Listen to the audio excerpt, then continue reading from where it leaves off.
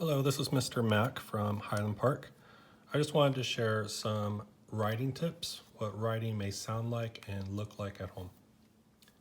Writing may look like writing in one place for about 15 to 20 minutes.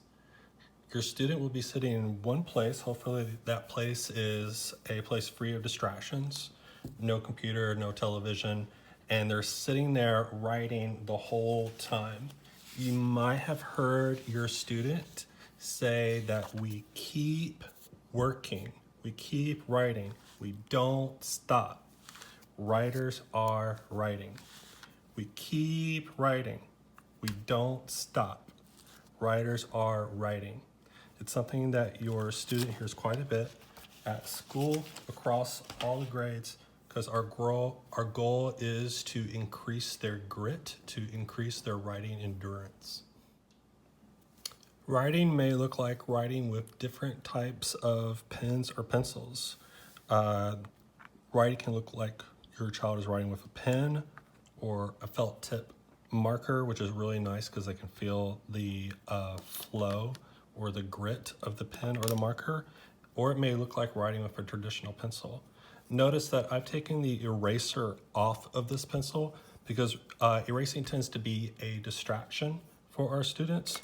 And you probably noticed that the pencils that they have at school do not have an eraser on them. We want our students to be focused on the production of work, not on the perfection of work. For paper, it could look like a traditional college rule paper or stripe paper. I would not expect them to stay in the lines with traditional paper.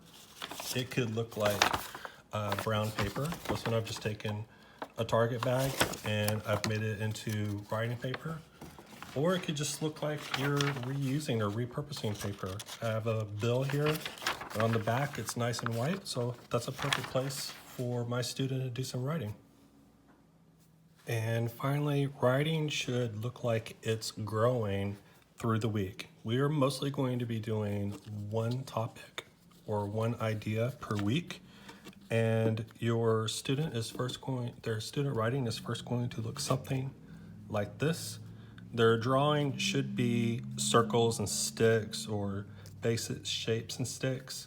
We're looking for drawing that covers the whole page with labels.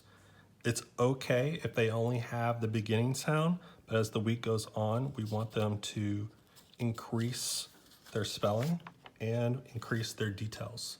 So maybe this is day 2 or day 3. We're adding more details, more labels. Now we're on day 4, adding even more labels. We're revising. We're thinking about more ideas, how we can give our reader more information. And then finally, what we call Fancy Up Friday, the students will get to color their work and add any finishing touches to their work. All right, now we're moving on to what writing may sound like. Surprisingly, writing is not a quiet exercise.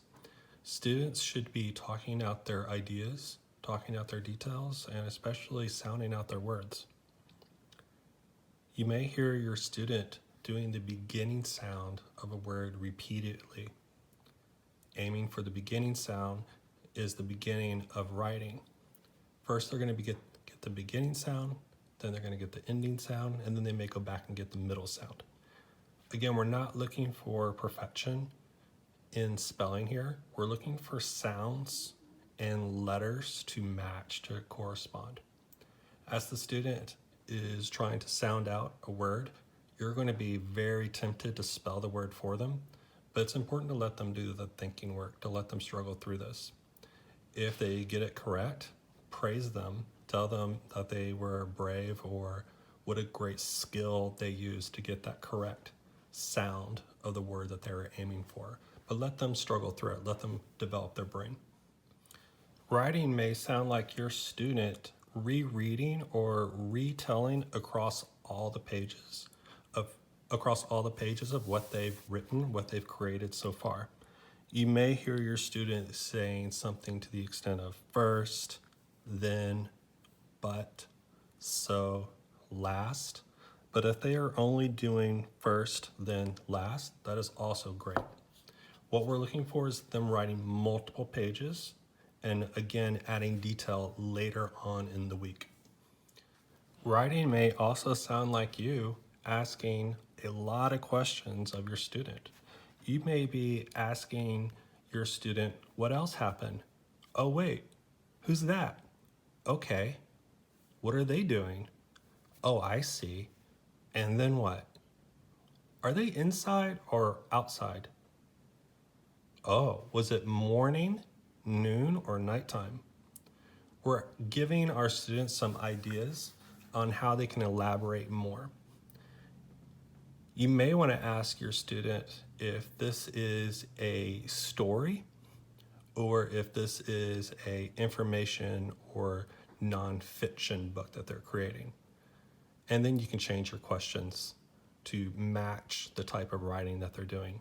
So if they're doing a nonfiction type of book, then you could say, what else should I know about that subject? What else should I know about this thing? Tell me about what size, what color, what shape it is. Try to draw that information out of your student.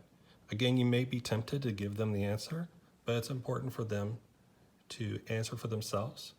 And if they're not able to answer for themselves, then to learn how to go to resources such as other books or maybe a website or even interview someone to get those answers.